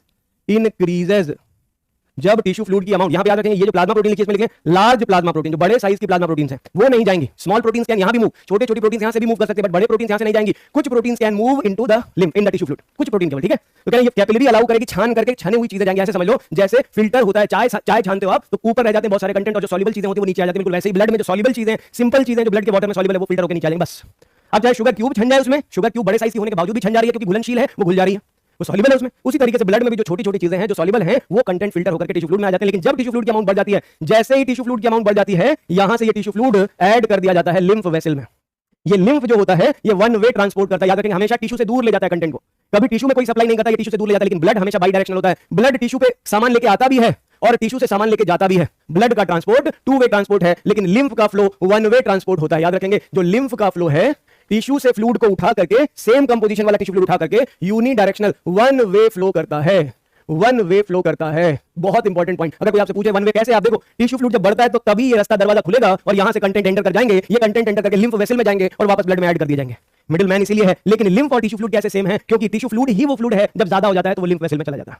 तो लिम्फ हमारे बॉडी का एक additional supporting connective tissue, specialised connective tissue, fluid connective tissue है, जो हमारे ब्लड के लोड को कम करता है, ट्रांसपोर्ट करता है, न्यूट्रिएंट को ट्रांसपोर्ट करता है, गैसेस को ट्रांसपोर्ट करता है, वेस्ट को ट्रांसपोर्ट करता है, आयंस को ट्रांसपोर्ट करता है, इलेक्ट्रोलाइट्स को ट्रांसपोर्ट, बहुत सारी चीजें करता है। लेकिन इसका जो रोल है वो ब्लड से कैसे डिफरेंट है, क्योंकि इसमें आरबीसी और हीमोग्लोबिन नहीं पाई जाती, इसलिए ऑक्सीजन के ट्रांसपोर्ट से रिलेटेड कोई काम नहीं है। दूसरा, ये हमेशा टिश्यू से दूर कंटेंट को लेकर के जाता है, जैसे टिश्यू से ये दूर कंटेंट को लेकर, जैसे वेन्स काम करती है टिश्यू से दूर ले जाती है कंटेंट को, उसी तरह से ये भी टिश्यू से दूर ले जाता है। ये वन वे काम करता है। ब्लड जो होता है वो टू वे फ्लो करता है, लाता भी है और ले जाता भी है, ये हमेशा वन वे जाता है। और बॉडी के हर ऑर्गन्स में जहां ब्लड सप्लाई जाती है except brain and bone, brain और बोन में ब्लड सप्लाई होगी लेकिन लिम्फ सप्लाई एब्सेंट होती है। ये हमारे लिम्फेटिक सिस्टम का डिस्ट्रीब्यूशन है। और अंडरस्टैंडिंग के लिए एनसीईआरटी की लाइनें भी डिस्कस करेंगे कि एनसीईआरटी क्या कहना चाहती है लिम्फ से रिलेटेड, इसको भी फटाफट से समझ लेते हैं। एनसीईआरटी क्या कहना चाहती है? एनसीईआरटी देवी, हे देवी एनसीईआरटी आ जाओ, आ जाओ हमारे बच्चों के शरीर में उतर जाओ, हे एनसीईआरटी देवी बच्चों के शरीर में उतर जाओ। ओम एनसीईआरटी देवाय नमः, ओम एनसीईआरटी देवाय नमः। तो बोले ओम धम धत लिम्फ देवाय नमः। देखे सभी लोग, समझे? कह रहे हैं as the blood passes through the capillary in the tissues, जब ब्लड, ये देखें, as the blood passes through capillaries in the tissue, जब ब्लड टिश्यूज में कैपिलरीज के थ्रू पास करता है, ये कैपिलरी के थ्रू ब्लड यहां से पास करता है, उसी समय पर कैपिलरीज से यानी सम वाटर, यहां से कुछ पानी, water with many small water soluble substances, बहुत छोटे छोटे जो पानी में घुलनशील चीजें हैं, जो वाटर सॉल्युबल कंटेंट हैं, वो कंटेंट आसानी से मूव कर जाते हैं इनटू द स्पेसेस। ये वहां चले जाते हैं जो स्पेस यहां की सेल्स के बीच या टिश्यू के बीच में होता है, इसे कहते हैं intercellular space of the tissue, leaving the larger protein, बड़ी प्रोटीन को छोड़ दिया जाए, लार्ज प्रोटीन को छोड़ दिया जाए, बड़े साइज के लोगों को छोड़ दिया जाए, और most of the formed element जैसे आरबीसी और प्लेटलेट्स को छोड़ दिया जाए, तो वो चीजें वहीं रह जाएंगी। आरबीसी यहीं रह जाएगी, लार्ज प्रोटीन वहीं रह जाएगी। कौन रह गया? यहां पे आरबीसी यहीं रह गई, लार्ज प्रोटीन्स यहीं रह गई, बाकी मोस्ट कंटेंट्स यहां से लीक आउट कर गए। और अब यहां पे ये टिश्यू फ्लूइड बना रहे हैं। ये क्या बना रहे हैं? ये सब टिश्यू फ्लूइड, इंटरस्टिशियल फ्लूइड कह रहे हैं इसको। इसी को क्या कह रहे हैं? टिश्यू के बीच के फ्लूइड को हम इंटरस्टिशियल फ्लूइड कह रहे हैं। बन गया टिश्यू फ्लूइड। अब देखें, यार this fluid released out is called interstitial fluid या टिश्यू फ्लूइड। इसका नाम है टिश्यू फ्लूइड या इसी को इंटरस्टिशियल फ्लूइड कह रहे हैं। बन गया ये फ्लूइड। यानी ये फ्लूइड कैरीड है the same mineral distribution as the plasma, इसका मिनरल इलेक्ट्रोलाइट सब ऑलमोस्ट सेम है, दोनों के दोनों सेम होते हैं कंटेंट वाइज, कंपोजिशन वाइज। कह रहे हैं अब exchange of nutrient gases between the blood and cells always occur through this fluid. कह रहे हैं यही वो फ्लूइड है जिसके थ्रू CO2 का एक्सचेंज होगा, O2 इधर आएगी, वेस्ट दिया जाएगा, ये सब कुछ यहां हो रहा है न्यूट्रिएंट के साथ साथ। अब कह रहे हैं elaborate network of vessels called lymph system. अब यहां से कह रहे नया सिस्टम इसी से कनेक्टेड हो रहा है, कह रहे elaborate network of the system connected to this part, इस सिस्टम का नाम है लिम्फेटिक सिस्टम। ये लिम्फ वेसल्स हैं। कौन सी वेसल्स हैं? ये लिम्फ वेसल हैं, ये लिम्फ वेसल्स हैं और सिस्टम बना रही है लिम्फेटिक सिस्टम। एक ऐसा सिस्टम है that collects fluid and drains it back to major vein. ये जो मेजर वेन थी, ये वाली मेजर वेन है, मेजर वेन है यहां से जो जा रही थी, कह रहे इस मेजर वेन में ये जो लिम्फ था, लिम्फ अपना कंटेंट यहां से उठाएगा, पिकअप, और ये है ड्रॉप लोकेशन। ये यहां से पिकअप लोकेशन है और ये ड्रॉप लोकेशन है। तो मतलब टिश्यू से उठा के ब्लड तक गिराना, बस ढोने का काम इसका है, टिश्यू से दूर ले जाने का काम है, ऑलवेज यूनिडायरेक्शनल। तो कह रहे हैं ये लिम्फेटिक सिस्टम ये काम करता है। This fluid present in the lymphatic system is called lymph. इस लिम्फेटिक वेसल्स में जो फ्लूइड होगा, यहां जो फ्लूइड होगा, इसी फ्लूइड का नाम होता है लिम्फ, इसी को टिश्यू फ्लूइड कहते हैं। तो कह रहे हैं ये लिम्फ है, लिम्फ एक कलरलेस फ्लूइड है, कोई डाउट नहीं रखना है, मोस्ट इंपॉर्टेंट है। इसमें आरबीसी हीमोग्लोबिन दोनों एब्सेंट होती है, कंटेनिंग द लिम्फोसाइट्स, इसमें डब्ल्यूबीसी के कंटेंट लिम्फोसाइट्स पाई जाती हैं। हमारी बॉडी की आर्मी सेल्स होती है ये लिम्फोसाइट्स, ये डिफेंस वाली सेल है, इन्हें हम बॉडी की आर्मी सेल्स कहते हैं, मिलिट्री सेल्स कहते हैं। ये मिलिट्रीज के साथ होती है, जो हमारी बॉडी में इम्यून रेस्पॉन्स में हेल्प करती है, इम्यूनिटी बढ़ाती है, हमारी बॉडी में रोग प्रतिरोधक क्षमता, टू फाइट अगेंस्ट एंटीजेंस और disease causing factor, disease cause करने वाले फैक्टर्स के अगेंस्ट लड़ने में ये मदद करता है। इसी रिस्पांस को हम इम्यूनिटी कहते हैं। तो ये लिम्फोसाइट्स प्रेजेंट होती है लिम्फ के अंदर। Lymph is also important carrier of nutrients, ये न्यूट्रिएंट भी कैरी करता है, हार्मोन भी कैरी करता है, आयंस भी कैरी करता है, मतलब और भी ब्लड जैसा ही रोल इसका होता है। फैट के एब्जॉर्प्शन से related most important question, fats are absorbed through the lymph in the lacteals present in intestinal villi. Intestine से जो फैट का एब्जॉर्प्शन होता है, अगर आप देखोगे ह्यूमन की इंटेस्टाइन को, मैंने अभी बताया आपको, यहां से देखें, ये है ह्यूमन की इंटेस्टाइन। तो ह्यूमन की इंटेस्टाइन में अगर आप देखो, ह्यूमन के डाइजेस्टिव सिस्टम में यहां से जब फूड का मूवमेंट होता है, इंटेस्टाइन वाले पार्ट में फूड पहुंचता है। जब फूड इंटेस्टाइन वाले पार्ट में पहुंचता है, तो यहां इंटेस्टाइन वाले पार्ट में ये स्मॉल इंटेस्टाइन जो कि साइट ऑफ एब्जॉर्प्शन, अगर आप इसको देखोगे तो इंटेस्टाइन की जो सेल, इंटेस्टाइन की जो वॉल होती है, इसमें ऐसे फोल्ड्स पाए जाते हैं, ऐसे फिंगर जैसे फोल्ड्स दिखाई दे रहे हैं, इन्हें इंटेस्टाइनल विलाई कहते हैं, जहां पे इंटेस्टाइनल विलाई कहते हैं, जहां पे इंटेस्टाइन की सेल्स होती हैं जो फैट का एब्जॉर्प्शन करती हैं। ये इंटेस्टाइनल सेल हैं, ये है इंटेस्टाइनल सेल जो फैट का जो न्यूट्रिएंट एब्जॉर्प्शन करती है। और ये जो फिंगर लाइक स्ट्रक्चर देख रहे हो, इसे कहते हैं इंटेस्टाइनल विलाई। अब होता क्या है, फैट का जो एब्जॉर्प्शन है, सिंपल, जब फैट डाइजेस्ट हो जाती है तो इस फैट का एब्जॉर्प्शन इसी इंटेस्टाइन से होता है। लेकिन यहां पे एब्जॉर्प्शन को प्रमोट करने के लिए, यहां इस एब्जॉर्प्शन को प्रमोट करने के लिए यहां पे लिम्फ की बड़ी बड़ी कैपिलरीज पाई जाती हैं। ये देखो, ये सफेद रंग की लिम्फ की कैपिलरीज होती हैं, व्हाइट कलर की लिम्फ कैपिलरीज होती हैं। इन्हीं लिम्फ कैपिलरीज को हम कहते हैं, लिम्फ कैपिलरीज को कहते हैं लैक्टील्स। लिम्फ कैपिलरी का नाम होता है लैक्टील्स। क्या करती है ये लैक्टील्स यहाँ फैट का एब्जॉर्प्शन करके यहां से फैट को लेकर के जाती हैं इन्हीं पाइप्स के थ्रू। इन्हें लैक्टील्स कहा जाता है क्योंकि इनका कलर होता है मिल्की व्हाइट। कैसा होता है? ये देखने में मिल्की व्हाइट होती हैं, तो मिल्की व्हाइट कलर की वजह से इनका नाम लैक्टो से लिया गया। लैक्टो मिल्क के लिए कहा जाता है। मिल्क शुगर को लैक्टोज कहते हैं, मिल्क शुगर को लैक्टोज, लैक्टो टर्म मिल्क से रिलेट करते हैं, इसलिए इसको लैक्टील कहा है क्योंकि इनकी अपीयरेंस भी मिल्की व्हाइट होती है, व्हाइट कलर का मैंने बनाया। तो फैट का जो एब्जॉर्प्शन है, यहां से जो फैट का एब्जॉर्प्शन है, ये फैट एब्जॉर्ब होने के बाद इसी डक्ट, इसी पाइप के थ्रू ट्रैवल करती है। ये फैट यहां से इसी तरीके से ट्रैवल करती है। तो ये कहानी कहा है एनसीईआरटी की लाइन में, ये कहती है कि ये फैट का एब्जॉर्प्शन कहां हो रहा है? लिम्फ में हो रहा है। लिम्फ की जो वेसल होती है उसका नाम होता है लैक्टील, जो इंटेस्टाइन के फोल्ड्स में पाई जाती है, जिसे इंटेस्टाइनल विलाई कहते हैं। इंटेस्टाइन के इन्हीं फोल्ड को हम इंटेस्टाइनल विलाई कहते हैं। इंटेस्टाइन के फिंगर लाइक अपीयरेंस इनकी होती है, ये फिंगर लाइक फोल्ड्स होते हैं इंटेस्टाइन में, उन्हीं को विलाई कहते हैं। समझ में आइल? ये विलाइल समझ आई कि नहीं आई? सबको समझ आ गई होगा, सबको समझ आ गई होगी। तो अगला टॉपिक है मोस्ट इंपॉर्टेंट टॉपिक। अब हम स्विच कर रहे हैं नए पार्ट पे। अभी इससे पहले पढ़ रहे थे हम ब्लड क्या होता है, लिम्फ क्या होता है। दो तरह के बॉडी के फ्लूइड्स होते हैं, जो मेन फ्लूइड होते हैं बॉडी के अंदर सर्कुलेटिंग फ्लूइड, ब्लड और लिम्फ है। और क्या क्या क्वेश्चन से पूछे जाते हैं हमने डिस्कस किया। अब हम बात करने जा रहे हैं पाथवे। कैसे बॉडी में फ्लूइड का ट्रांसपोर्टेशन होता है? What is the pathway for the transportation of body fluids? Body में फ्लूइड के सर्कुलेशन किन पाथवेज से होता है? तो एनिमल वर्ल्ड में पूरा मैंने बताया आपको। एनिमल वर्ल्ड में जो सर्कुलेशन था, द सर्कुलेशन इन एनिमल्स, सबसे पहले हम उसकी बात एक बार रिवाइज करते हैं। सर्कुलेशन इन एनिमल्स दो टाइप का क्लासिफाई किया गया है। एक जिसे कहते हैं ओपन सर्कुलेशन और दूसरा होता है जिसे कहते हैं क्लोज्ड सर्कुलेशन। ये एनिमल वर्ल्ड में दो तरह के सर्कुलेशन होते हैं, जिसमें से ओपन सर्कुलेशन क्या कहना चाहता है? ये कहना चाहता है कि blood flows through open spaces. पहले बता चुका हूं, फ्लो ऑफ ब्लड, यहां पे flow of blood through open spaces, यहां ब्लड वेसल हो या ना हो, ब्लड अल्टीमेटली ओपन स्पेसेस में जाता है और हर सेल ब्लड से बात कर सकती है। ओपन स्पेसेस जिन्हें कहते हैं साइनसेस, कॉल्ड साइनसेस। तो ओपन सर्कुलेशन का मतलब साइनस पाई जाती है, ओपन स्पेसेस पाए जाते हैं। और इसमें इस ओपन सर्कुलेशन में एक और खास चीज होती है, कैपिलरी एब्सेंट होती है। क्या एब्सेंट होती है? कैपिलरी एब्सेंट होती है। कैपिलरीज पूरी तरह से एब्सेंट है, ये इंपॉर्टेंट है। और हर सेल बात करती है ब्लड से, ये भी इंपॉर्टेंट है। एग्जांपल हमने इसको डिस्कस कर लिया था कि जितने भी आर्थ्रोपोड्स है, क्लास इंसेक्टा के मेंबर हैं। आर्थ्रोपोडा लार्जेस्ट फाइलम है आर्थ्रोपोड्स में और मोलस्क में। मोलस्का एक्सेप्ट जाइंट मोलस्क, अगर मोलस्का की बात करें, मोस्ट मोलस्क जो होते हैं एक्सेप्ट सेफेलोपोडा, जो एडवांस्ड मोलस्क है उनको छोड़ दे, सेफेलोपॉड्स, यूरोकॉर्डेटा, अगर हम बात करें यूरोकॉर्डेट्स की, तो वहां पे भी ओपन सर्कुलेशन होता है। हेमिकॉर्डेट्स में भी ओपन सर्कुलेशन होता है, एकाइनोडर्म्स में भी ओपन सर्कुलेशन होता है। मतलब जनरल अगर हम देखें तो आर्थ्रोपोडा मेन फाइलम हो गया, मोलस्का के मोस्ट मेंबर एक्सेप्ट सेफेलोपोडा, यूरोकॉर्डेट्स, ये सारे ओपन सर्कुलेशन वाले। और क्लोज सर्कुलेशन की बात करें तो क्लोज्ड सर्कुलेशन का मतलब कैपिलरी का होना मस्ट है। Capillaries must be present, blood vessel होती है प्लस साथ में कैपिलरीज भी पाई जाती है। Capillaries must be present. Blood का जो फ्लो है वेसल्स से होता है और ब्लड जो होगा वो कैपिलरीज में होकर के जाएगा। सेल से डायरेक्ट बात नहीं कर सकती, cells are not directly bathed by blood. यहां पे सेल्स जो होंगी डायरेक्ट बाथिंग नहीं करती हैं, ये क्लोज्ड सर्कुलेशन होता है। और इसका एग्जांपल आपने पढ़ लिया था कि मोस्ट कॉर्डेट्स या in general all chordates exception है उसमें यूरोकॉर्डेटा, एक्सेप्ट यूरोकॉर्डेट्स, ये एक्सेप्शन आपने पढ़ेला हुआ है। और इसके अलावा एनीलिडा की मैं बात करूं, एनीलिड्स की मैं बात करूं, या फिर मैं बात करूं सेफेलोपॉड मोलस्क, इन सब में हमने पढ़ा था कि ये डेविल फिश का ग्रुप। सेफेलोपॉड का मतलब एग्जांपल से याद करें, ऑक्टोपस, डेविल फिश, उनमें क्लोज्ड सर्कुलेशन होता है। तो कह रहे हैं ये जो सर्कुलेशन है ये ओपन और क्लोज में बेसिक डिफरेंसेस हमने पढ़ लिया। आज जो हमें पढ़ना है मेनली क्या है? क्लोज्ड सर्कुलेशन फर्दर क्लासिफाई किया गया। जो क्लोज सर्कुलेशन है ना, जिसके बारे में मैंने बताया आपको कि ये जो सर्कुलेशन है, यहां पे टिश्यू के कांटेक्ट में डायरेक्ट ब्लड नहीं आएगा। यहां पे जो ब्लड होगा वो कैपिलरी के थ्रू पंप कर दिया जाएगा। ये देखो कैपिलरी से होकर के गुजर जाएगा। ये जो ब्लड है, जब हार्ट से ये ब्लड पंप होकर के आएगा टिश्यू के पास यहां, तो ये बंद कमरे में बंद ट्यूब से होकर के जाएगा और उसी बंद ट्यूब को हम कह रहे हैं कैपिलरी। इनडायरेक्टली ये ब्लड यहां से गुजर जाएगा, ये ब्लड यहां से गुजर जाएगा, ये ब्लड है ये गुजर जाएगा। ब्लड का कोई कांटेक्ट इस टिश्यू से नहीं हुआ, ये क्लोज है। लेकिन वहीं मैं बात करूंगा अगर कि एक ऐसा स्ट्रक्चर जहां पे ब्लड जो पंप होता है, एक ऐसा स्ट्रक्चर जहां पे ब्लड पंप किया जाता है ओपन स्पेसेस में। ये देखो ये जो ब्लड है ये जो ब्लड है वो यहां से ओपन स्पेसेस में, ये देखो ये रहा टिश्यू और जो ब्लड है वो यहां पे बड़ी आसानी से ये ब्लड यहां से बाहर निकला। कलर कर देते हैं इसको। कह रहे हैं जो ब्लड यहां से निकला वो इस टिश्यू को डायरेक्ट बात करता है और फिर यही ब्लड वापस चला जाता है। तो कह रहे हैं जो ब्लड है यहां इस टिश्यू को नहलाता हुआ गुजरता है, इस टिश्यू को नहलाता हुआ यहां से गुजर रहा है। ये देखो ये पूरा टिश्यू इस ब्लड से नहा रहा है, ये टिश्यू इस ब्लड से नहा रहा है और यहां से फिर वापस ये ब्लड चला गया। तो कहने का मतलब जब टिश्यू ब्लड के डायरेक्ट कांटेक्ट में है और टिश्यू ब्लड के इनडायरेक्ट कांटेक्ट में है, तो यही ओपन और क्लोज सर्कुलेशन और ये उनके डिफरेंसेस। अब कहें यही जो क्लोज्ड सर्कुलेशन है, फर्दर अब कहानी का जो अगला पड़ाव है वो है जो क्लोज्ड सर्कुलेशन है। क्लोज्ड सर्कुलेशन की मैं बात करूं, अगर कहूं कि ये जो क्लोज्ड सर्कुलेशन है, इस क्लोज्ड सर्कुलेशन में ये दो टाइप से क्लासिफाई किया गया। क्लोज्ड सर्कुलेशन के दो टाइप्स होते हैं, एक होता है सिंगल सर्कुलेशन। क्या होता है? एक होता है मेरे बच्चों सिंगल सर्कुलेशन एक, और दूसरा होता है डबल सर्कुलेशन। बहुत ही सिंपल मीनिंग है इसकी। सिंगल मतलब एक, डबल मतलब दुई ठो। क्या मतलब निकला? कह रहे हैं सिंगल सर्कुलेशन का मतलब एक ऐसा सर्कुलेटरी सिस्टम, एक ऐसा सर्कुलेशन जिसमें हार्ट में ब्लड एक ही बार आता है। एक साइकिल, हम हार्ट की साइकिल को कहते हैं कार्डियक साइकिल। हार्ट का काम है कॉन्ट्रैक्ट और रिलैक्स करना।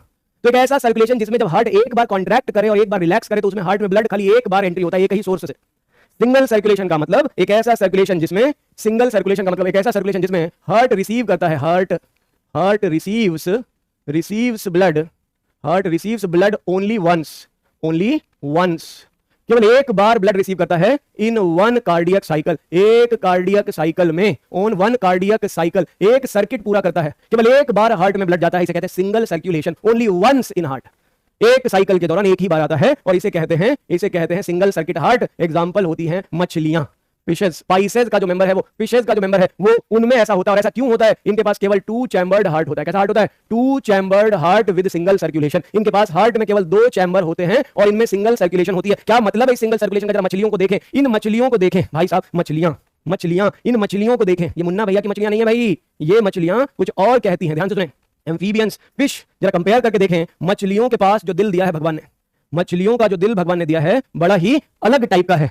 इनका हार्ट देखोगे, ये देखो, पहले तो आप समझें कि मछलियों के सर्कुलेटरी सिस्टम में खास क्या है, मछलियों के इन सर्कुलेटरी सिस्टम में खास क्या है। ये देखो, कह रहे हैं ये एक बार जरा समझेंगे सभी लोग। एक सर्किट बनाया है मैंने, ये मुन्ना भाई वाला सर्किट नहीं है, ये सर्किट पाथवे है, ये ब्लड के फ्लो से रिलेटेड है। ये मान ले बॉडी है आपकी, ये मछली की बॉडी है, फिश की बॉडी है, और जे जो साइट है ये है गिल्स। कौन है ये है गिल्लू, गिल्स। तो कह रहे गिल्स वो स्थान है, वो जगह है जहां से O2 की एंट्री होती है, ऑक्सीजन अंदर जाता है, ऑक्सीजन की एंट्री होती है और कार्बन डाइऑक्साइड बाहर जाती है। O2 अंदर और CO2 बाहर। तो ये गिल्स से ऑक्सीजनेटेड ब्लड, ये देखेंगे आप सभी लोग, ऑक्सीजनेटेड ब्लड जो है, ये ऑक्सीजनेटेड ब्लड सीधा बॉडी पे पंप कर दिया। कहां पंप कर दिया? ऑक्सीजनेटेड ब्लड को सीधा बॉडी पे पंप कर दिया। मतलब इनका ब्लड सीधा गिल्स से सीधा बॉडी पे जाता है ऑक्सीजन लेके, और फिर बॉडी से डीऑक्सीजनेटेड ब्लड, यहां देखें, अब बॉडी से जो ब्लड बाहर निकला वो यूज्ड ब्लड, ये है डीऑक्सीजनेटेड, ये है डीऑक्सीजनेटेड ब्लड। तो ये जो डीऑक्सीजनेटेड ब्लड है ये इनके हार्ट में जाएगा, ये इनका हार्ट है। ये देखें, ये 2 चैम्बर, एक चैम्बर जिसे कहते हैं एट्रिया और दूसरा चैम्बर जिसे कह रहे हैं वेंट्रिकल। तो अब हार्ट जो कि 2 चैम्बर था, यहां से इनके ब्लड का फ्लो हार्ट में एक बार ही आया। ये देखें, ये ब्लड जो हार्ट में आया वो एक बार आया और पंप हो गया यहां से गिल्स की तरफ। तो आप देख सकते हैं एक ऐसा हार्ट है, इसमें एक ऐसा हार्ट है यहाँ पे जिसमें ब्लड केवल एक बार आता है, एक सर्किल, एक चक्कर पूरा किया, हार्ट में ब्लड केवल एक बार आया, एक बार ही अंदर आया और एक बार पंप हो गया। ऐसे सर्कुलेशन को जिसमें बॉडी से ब्लड एक ही बार आएगा और एक बार पंप हो जाएगा, इसे कहते हैं single circuit heart. Heart receives blood only once in one cycle, एक साइकिल में केवल एक बार, इसे कहते हैं वो सर्कुलेशन क्लोज, सिंगल सर्कुलेशन कहते हैं। ऐसे सर्कुलेशन का नाम है सिंगल सर्कुलेशन। लेकिन इस सिंगल सर्कुलेशन से कंपेयर करें डबल सर्कुलेशन को, ध्यान से सुनेंगे। डबल सर्कुलेशन में हार्ट में blood, heart receives blood twice, 2 bar, twice in one cardiac cycle, एक साइकिल में 2 बार हार्ट में ब्लड आता है, ट्वाइस, 2 बार यहां पे आएगा। देखेंगे कैसे आता है, ये देखें, ये एक हार्ट है, यहां पे ब्लड 2 सोर्सेस से आ रहा है। यहां देखें, यहां रेस्पिरेशन के लिए लंग्स होते हैं, यहां रेस्पिरेशन के लिए गिल्स है, यहां रेस्पिरेशन के लिए लंग्स है। अब ये लंग्स है, ये बॉडी है, लंग्स और बॉडी। अब कहानी देखें, कहानी का ट्विस्ट देखें, कहानी का ट्विस्ट देखेंगे। कहानी का ट्विस्ट क्या है? कुछ भी नहीं, ये तो कुछ भी नहीं है, ये तो कुछ भी नहीं। कह रहे ये बॉडी है और जे रहा लंग्स, जे रहा बॉडी। कह रहे लंग्स से जो ब्लड आएगा, वो ऑक्सीजनेटेड ब्लड होगा, वो अलग आ रहा है। देखो, ये ऑक्सीजनेटेड ब्लड यहां से आया और यहां से हार्ट से ये जो ब्लड है वो हार्ट से पंप हुआ, अलग से बॉडी में जा रहा। तो ये ऑक्सीजनेटेड ब्लड अलग आया, बॉडी में गया। अब देखो, अब बॉडी में डीऑक्सीजनेटेड ब्लड बॉडी से हार्ट में आया और हार्ट से लंग्स में गया। तो बॉडी से हार्ट में और हार्ट से लंग्स में यहां से जो सर्कुलेशन बना है, ई वाला जो पाथवे बना है, ई वाला जो पाथवे है, ये देखो, ये डीऑक्सीजनेटेड ब्लड अलग ला रहा है और डीऑक्सीजनेटेड ब्लड को अलग यहां से पंप कर रहा है। और इधर देखें, इधर ऑक्सीजनेटेड ब्लड अलग से आ रहा है। मतलब एक ही साइकिल है लेकिन ब्लड 2 अलग अलग सोर्स से, एक बॉडी से आया और एक लंग्स से आया। कहां से आया? एक लंग्स से आया। एक साइकिल में, एक ही साइकिल में ये 2 ही जगह से आ रहा है, यहां खाली एक साइड से आया था। तो इसीलिए इसको क्या कहा है? इसे कहा है डबल सर्कुलेशन। क्या कहा है? Double circulation. तो डबल सर्कुलेशन का मतलब क्या हुआ? एक ऐसा सर्कुलेशन जिसमें हार्ट में ब्लड 2 बार आता है। लेकिन फिर यहां पे एक और पॉइंट समझ में आना चाहिए, डबल सर्कुलेशन के फिर 2 टाइप्स होते हैं। डबल सर्कुलेशन को फिर 2 टाइप्स में क्लासिफाई किया गया है। एक होता है जिसे कहते हैं इनकम्प्लीट डबल सर्कुलेशन। क्या कहते हैं? इनकम्प्लीट। और एक होता है जिसे कहते हैं कंप्लीट। कंप्लीट डबल सर्कुलेशन और इनकम्प्लीट डबल सर्कुलेशन, ये 2 टाइप का सर्कुलेशन, कंप्लीट और इनकम्प्लीट है, इसको समझते हैं। कंप्लीट डबल सर्कुलेशन और इनकम्प्लीट, पहले हेडिंग लिखता हूं यहां, incomplete double circulation, incomplete double circulation. तो डबल तो दोनों है, डबल सर्कुलेशन दोनों है भाई। एक है इनकम्प्लीट डबल सर्कुलेशन और दूसरा है complete double circulation. Complete double circulation, फर्क समझेंगे, अभी समझ आ जाएगा। कंप्लीट डबल सर्कुलेशन और इनकम्प्लीट डबल सर्कुलेशन में फर्क पहले मैं आपको केवल चित्र से बता देता हूं, पहले आपको केवल डायग्रामेटिक डिफरेंस बता देता हूं। डायग्राम से ही डिफरेंस आपको आधा से ज्यादा क्लियर हो जाएगा। डायग्राम से डिफरेंस आपका क्लियर हो जाएगा। इनकम्प्लीट डबल सर्कुलेशन में देखें, ये है वो हार्ट जिनमें इनकम्प्लीट डबल सर्कुलेशन होता है और ये है वो हार्ट जिसमें कंप्लीट डबल सर्कुलेशन होता है। अब आप कहोगे ये क्या, सर ने तो मजाक कर दिया हमारे साथ, दोनों हार्ट एक जैसा बना दिया सर ने। थोड़ा सा फर्क है, दोनों हार्ट को एक जैसा बना दिया। अब देखें, कह रहे अब इस कहानी का ट्विस्ट नंबर टू ये है कि ये जो हार्ट है इसमें 4 चैम्बर्स होते हैं। ये जो हार्ट आप देख रहे हो यहां पे 4 चैम्बर हैं, 4 चैम्बर है, 2 एट्रिया 2 वेंट्रिकल। लेकिन ऐसे हार्ट जो होते हैं जिनमें इनकम्प्लीट डबल सर्कुलेशन होती है, एट्रिया तो 2 होती है लेकिन वेंट्रिकल एक ही होता है, एट्रिया 2 वेंट्रिकल एक ही है। ऐसे में ध्यान से सुनेंगे, जो लंग्स होते हैं और जो बॉडी होता है, लंग्स और बॉडी, ध्यान से सुनेंगे सभी लोग, लंग्स और बॉडी जरा देखें कैसे ये मैनेज करते हैं सर्कुलेशन को कैसे मैनेज करते हैं। पहले देखें, ये रही बॉडी, ये रहा लंग्स। अब देखें, कह रहे जो ब्लड लंग्स से आया ऑक्सीजनेटेड ब्लड है, ये जो ब्लड लंग्स से आया ये ब्लड तो ऑक्सीजनेटेड ब्लड है, जो ब्लड लंग्स से आया ऑक्सीजनेटेड ब्लड, और जो ब्लड बॉडी से आया वो है डीऑक्सीजनेटेड ब्लड। मैं लिखता हूं यहां पे, साथ साथ में लिखते चलते हैं, ये है ऑक्सीजनेटेड ब्लड, ऑक्सीजनेटेड है ये ब्लड, और इधर से जो ब्लड आ रहा है वो है डीऑक्सीजनेटेड। 2 सोर्स से दोनों आ रहे हैं ना, डबल सर्कुलेशन तो है, ये ऑक्सीजनेटेड ये डीऑक्सीजनेटेड, डबल सर्कुलेशन है। लेकिन यहां पे आपने क्या देखा, कह रहे अब देखो जरा फर्क, कह रहे जब ये ब्लड यहां जाते हैं तो ये दोनों ब्लड वेंट्रिकल में आकर के मिक्स हो जाते हैं, यहां दोनों ब्लड आकर के मिक्स हो जाते हैं, इन दोनों का यहां पे मिक्सिंग हो जाता है। अब ये ब्लड ना तो ऑक्सीजनेटेड ना डीऑक्सीजनेटेड, इन्हें कहते हैं मिक्स्ड ब्लड। क्या कहते हैं? Mixed blood. मतलब हार्ट में ब्लड तो ऑक्सीजनेटेड डीऑक्सीजनेटेड ब्लड अलग अलग आया, हार्ट में ब्लड ऑक्सीजनेटेड डीऑक्सीजनेटेड अलग अलग आया, लेकिन अब ये ब्लड जो पंप होगा, हार्ट जो ब्लड पंप करेगा वो मिक्स्ड होगा। कैसा होगा? हार्ट से जो ब्लड पंप होगा ये ब्लड मिक्स टाइप का ब्लड होता है, हार्ट पंप्स मिक्स्ड ब्लड। तो ऐसा हार्ट जिसमें वेंट्रिकल के चैम्बर अनडिवाइडेड हैं, याद रखेंगे ये उन लोगों में होता है जिनमें हार्ट में 3 चैम्बर्स पाए जाते हैं। 3 चैम्बर्ड हार्ट जिन लोगों में पाया जाता है ये उनमें इनकम्प्लीट डबल सर्कुलेशन होती है। क्या होती है? इनकम्प्लीट डबल सर्कुलेशन होती है, जिनमें 3 चैम्बर्ड हार्ट पाई जाती है। फॉर एग्जांपल एम्फीबियंस, मतलब फ्रॉग आ जाएगा इसमें, amphibians and reptiles, amphibians and reptiles में इनकम्प्लीट डबल सर्कुलेशन देखने को मिलता है। 3 चैम्बर्ड हार्ट यहां पाया जाता है एम्फीबियन और रेप्टाइल में। एक्सेप्शन है यहां पे इंपॉर्टेंट पॉइंट याद कर लें, एक्सेप्ट फैमिली क्रोकोडाइलिया। क्रोकोडाइल्स के जो खानदान के लोग हैं, एलिगेटर हो गया, घड़ियाल हो गया, क्रोकोडाइल हो गया, मगरमच्छ जिसे कहते हो, क्या ये जो क्रोकोडाइल है इसके पास 4 चैम्बर्ड हार्ट होता है। रेप्टाइल्स में ये एक्सेप्शन है, 4 चैम्बर्ड हार्ट वाला होता है। क्वेश्चन पूछेगा इनमें से कौन से ऐसे रेप्टाइल है जिनमें 4 चैम्बर्ड हार्ट पाया जाता है? आप बताओगे फैमिली क्रोकोडाइलिया, क्रोकोडाइल, एलिगेटर, गैवियलिस, घड़ियाल जिसे कहते हैं, इन सब में 4 चैम्बर होते हैं।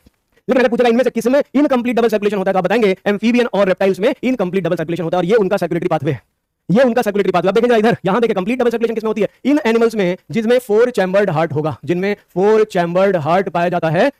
मेनली इसके लिए जाने जाते हैं आपके examples birds and mammals. Most important question, कौन से ऐसे एनिमल है जिनमें कंप्लीट डबल सर्कुलेशन होती है और उसके साथ 4 चैम्बर्ड हार्ट होता है? तो आप बताएंगे बर्ड्स एंड मैमल्स। तो बर्ड्स और मैमल्स में 4 चैम्बर्ड हार्ट भी पाया जाता है, प्लस कंप्लीट डबल सर्कुलेशन। और कंप्लीट का मतलब एक ऐसा सर्कुलेशन जहां पे लंग्स से जो ब्लड पंप हुआ है, लंग्स से जो ब्लड रिटर्न हुआ है और बॉडी में जो ब्लड आ रहा है। कंपेयर करेंगे देश के नौजवानों, मेरे भारतवासियों, मेरे 140 करोड़ देशवासियों, जरा ध्यान से सुनेंगे। ये जो लंग्स हैं, लंग्स से, और बिल्कुल ध्यान से कह रहे हैं, ये लंग्स ने जो ब्लड भेजा ऑक्सीजनेटेड ब्लड, देखे सभी लोग, ये ऑक्सीजनेटेड ब्लड लंग्स ने भेजा, लंग्स से जब ये आया तो ये लेफ्ट वेंट्रिकल में आया, ये ऑक्सीजनेटेड ब्लड है। यही ब्लड ऑक्सीजनेटेड ब्लड पंप होगा, बॉडी में जाएगा, पूरा सेपरेटेड है ये ऑक्सीजनेटेड ब्लड। और यहां बॉडी से जो ब्लड जाएगा ये returning blood, deoxygenated blood, heart के राइट एट्रियम में आया, राइट एट्रियम से राइट वेंट्रिकल में आया, और यही ब्लड पंप होगा लंग्स में, और ये पूरा का पूरा सेपरेट ऑक्सीजनेटेड और डीऑक्सीजनेटेड ब्लड है। तो आप देख सकते हैं, इसे लिख सकते हैं, ये जो ऑक्सीजनेटेड ब्लड है, ये ब्लड है ऑक्सीजनेटेड। यही ब्लड यहां इस पूरे चैम्बर में ऑक्सीजनेटेड ब्लड, इस पूरे चैम्बर में लेफ्ट एट्रियम और वेंट्रिकल दोनों में ऑक्सीजनेटेड ब्लड होगा। ये ऑक्सीजनेटेड ब्लड ही है जो पंप होगा सेपरेटली। कैसा ब्लड है ये? ऑक्सीजनेटेड ब्लड जो सेपरेटली पंप हो रहा है। अब यहां बॉडी से जो ब्लड रिटर्न होगा इसका नाम है, बॉडी से जो रिटर्निंग ब्लड है इसका नाम है डीऑक्सीजनेटेड ब्लड। कैसा ब्लड बच्चों? डीऑक्सीजनेटेड ब्लड है। और ये जो ब्लड पंप हो रहा है ये भी डीऑक्सीजनेटेड ब्लड है। तो सीधा सीधा मतलब क्या समझे? सीधा सीधा मतलब ये है कि इनकम्प्लीट डबल सर्कुलेशन और कंप्लीट डबल सर्कुलेशन, ये दोनों ही डबल सर्कुलेशन है। दोनों में हार्ट में ब्लड 2 बार आता है, 2 बार अलग अलग सोर्सेज से आता है, ब्लड अलग अलग जगहों से आता है। फर्क क्या है कि यहां पे ऑक्सीजनेटेड और डीऑक्सीजनेटेड ब्लड की मिक्सिंग हो जाती है। यहां जो डीऑक्सीजनेटेड ब्लड है, डीऑक्सीजनेटेड ब्लड ये ऑक्सीजनेटेड ब्लड से मिक्स हो जाता है, यहां मिक्स हो जाता है। वही मिक्सिंग यहां नहीं होती है। Oxygenated and deoxygenated blood do not mix here. There is no mixing of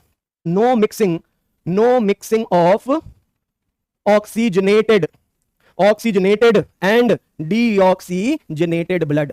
तो बर्ड्स में, मैमल्स में यही सर्कुलेशन होता है जिसे कंप्लीट डबल सर्कुलेशन कहते हैं, और रेप्टाइल्स में और एम्फीबियन में इनकम्प्लीट डबल सर्कुलेशन होता है। फिशेस के केस में, मछलियों के केस में केवल 2 चैम्बर वाले हार्ट पाए जाते हैं, सिंगल सर्किट हार्ट कहते हैं, उसके सर्कुलेशन को सिंगल क्लोज सर्कुलेशन कहते हैं। इनके सर्कुलेशन को क्लोज्ड सर्कुलेशन कहते हैं, एक इनकम्प्लीट और एक कंप्लीट। है ना आसान? इजी है ना? आसान है कि नहीं है? आसान करने की कोशिश कर तो रहा हूं, बस मन लगा के पढ़ते तो जाओ, दिल लगा के, दिल खोल के पढ़ते तो जाओ। मैं कोशिश करता रहूंगा, मैं पूरी कोशिश करूंगा कि आपको ये चीजें आसान से आसान लगती जाए, आसान से आसान आप पढ़ते जाओ।